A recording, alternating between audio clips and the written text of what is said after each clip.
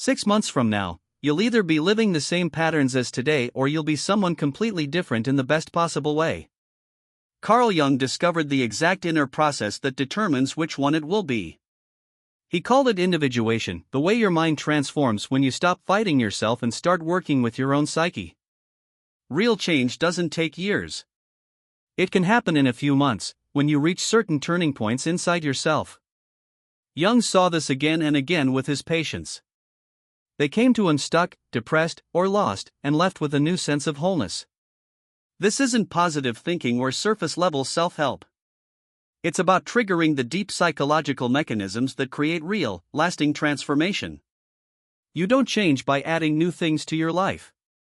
You change by integrating what's already inside you, the parts of yourself you've pushed away, waiting in your unconscious to be seen. The next 6 months will pass no matter what. The question is, will you use them to become who you really are? Most people never truly change because they try to fix their lives without changing their inner world. They switch jobs, partners, or cities but bring the same patterns with them. They end up recreating the same problems in new places. You've probably felt this. You leave a toxic job and face the same issues at the next one.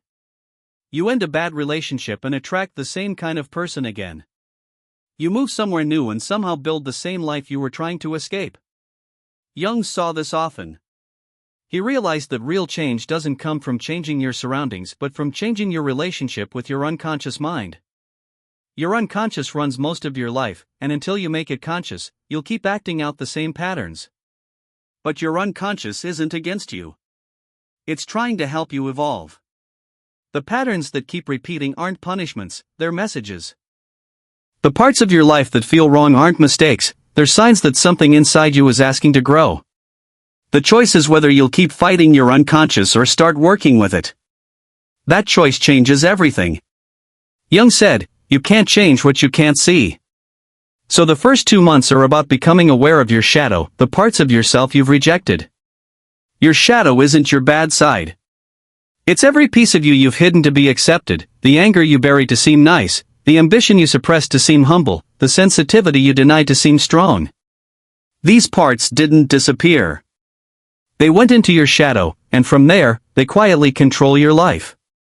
To map your shadow, spend 2 months tracking your emotional reactions. Notice who triggers you. The people who annoy or anger you most are mirrors for what you've disowned. The arrogant person you hate may reflect your buried confidence. The needy person you judge might mirror your own repressed vulnerability. The selfish person who irritates you might show your ignored need for self-care. Your triggers are clues to what's hidden in you. Next, notice your projections. When you're completely sure someone else is wrong or bad, you're likely projecting your own inner conflict onto them. We rarely see others clearly, we see them through our unconscious patterns.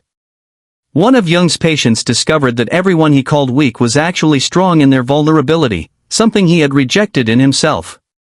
Also pay attention to the people you admire.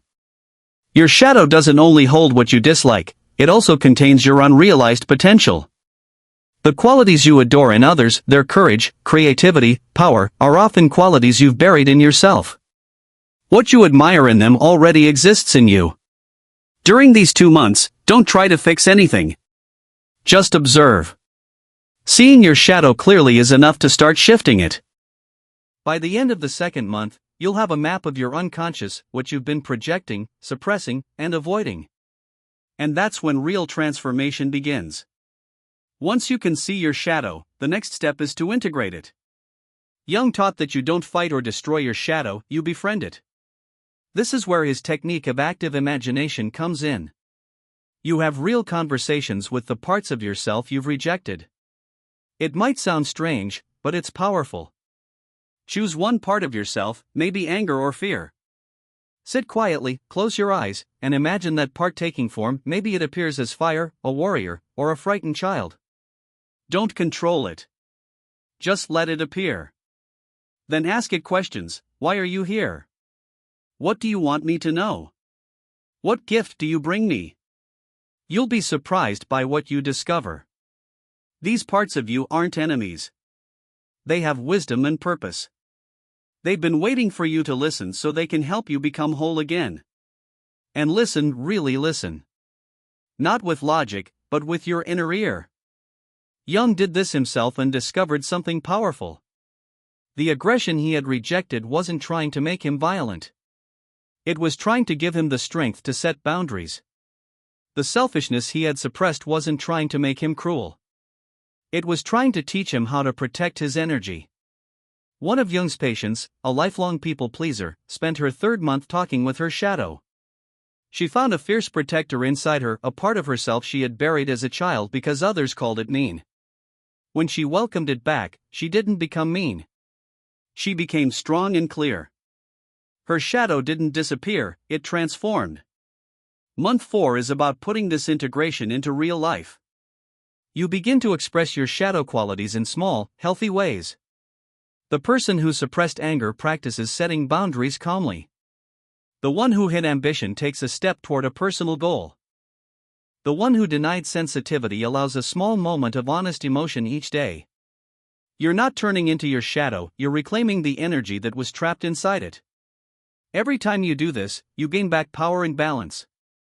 The parts that once sabotaged you start working with you. By the end of month 4, you'll feel stronger, more alive, and more authentic than you have in years. But Jung said this was only preparation for the real transformation. The last 2 months are where everything changes. He called this stage the activation of the transcendent function, when your conscious and unconscious minds stop fighting and start working together to create a new version of you. By month 5, you've seen your shadow and started integrating it. Now you reach a breaking point. The tension between who you've been and who you're becoming becomes almost unbearable. Your old identity can't hold all this new awareness. It starts to crack, and that's exactly what needs to happen. Jung called this the death of the ego. It's not a literal death, but the death of your false self, the version of you built on fear, conditioning, and approval seeking. Month 5 is about holding this tension without rushing to fix it. You're both the old you and the new you at once. It feels uncomfortable, confusing, even painful, like being in between worlds. But if you can stay with it without running back to old habits, something extraordinary happens. Your psyche creates a third option, a new self that includes all of who you've been but rises above it. In daily life, you'll notice moments when your old self wants to react one way and your emerging self wants to react differently. Don't choose one or the other. Just feel both. Sit in the tension.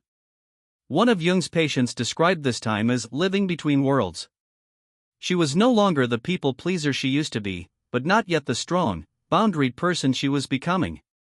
Every day felt like a small rebirth.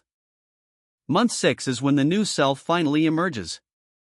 Jung called it the birth of the self, not a better version of your ego, but a completely new organizing force inside you.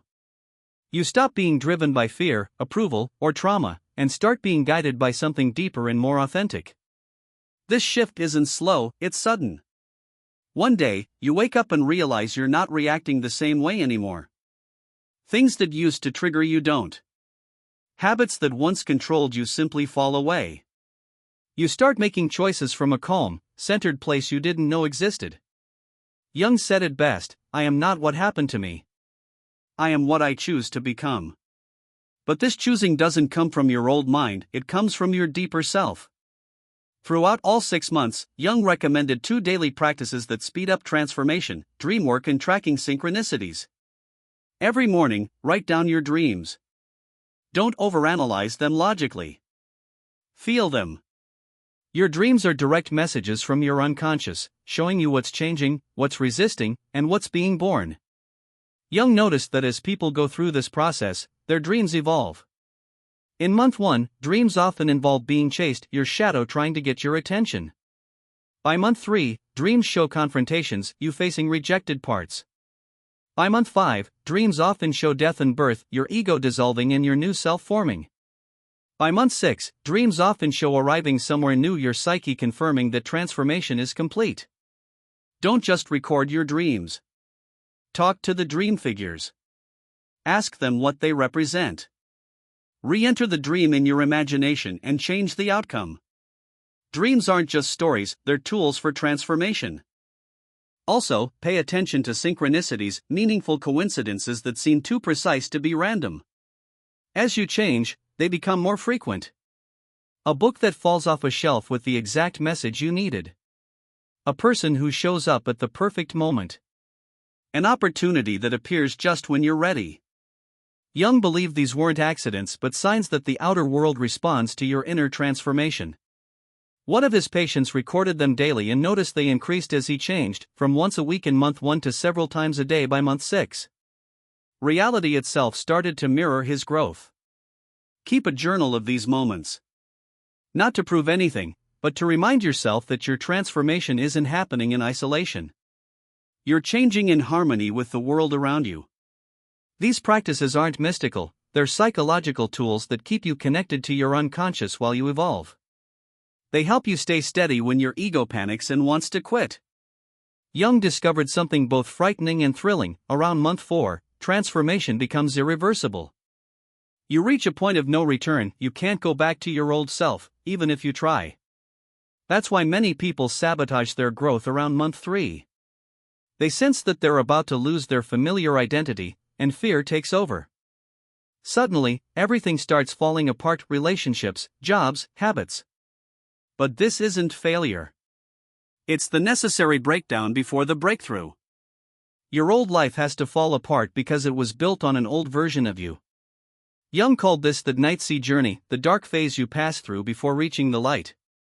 It's hard. It's disorienting. But it's also the moment your real life begins. Once you cross the point of no return, the change finishes itself. You don't have to push or force it anymore. The momentum you've built carries you forward.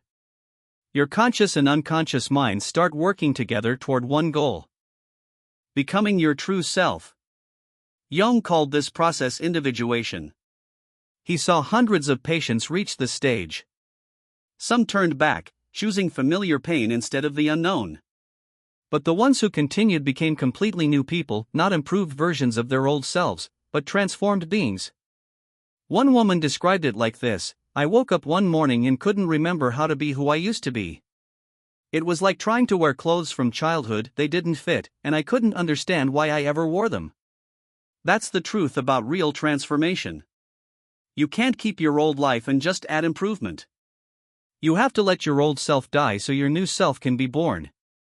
And once that death starts, usually around month 4, it completes itself whether you're ready or not. Here's how Jung's 6-month process works in simple terms. In months 1 and 2, you map your shadow, the hidden parts of yourself you've rejected or denied. You can't change what you can't see, so this stage is all about awareness. In months 3 and 4, you talk with your shadow using active imagination. You integrate what you've been projecting onto others and reclaim your lost energy and strength. In months 5 and 6, your conscious and unconscious minds begin to work together. Your old identity fades, and your true self starts to emerge. This is the moment of rebirth, when you finally start living as who you really are. Throughout the process, you track your dreams and synchronicities, meaningful coincidences, to stay connected to your unconscious. These are signs that your inner world and outer life are starting to align. This isn't about becoming a better version of yourself.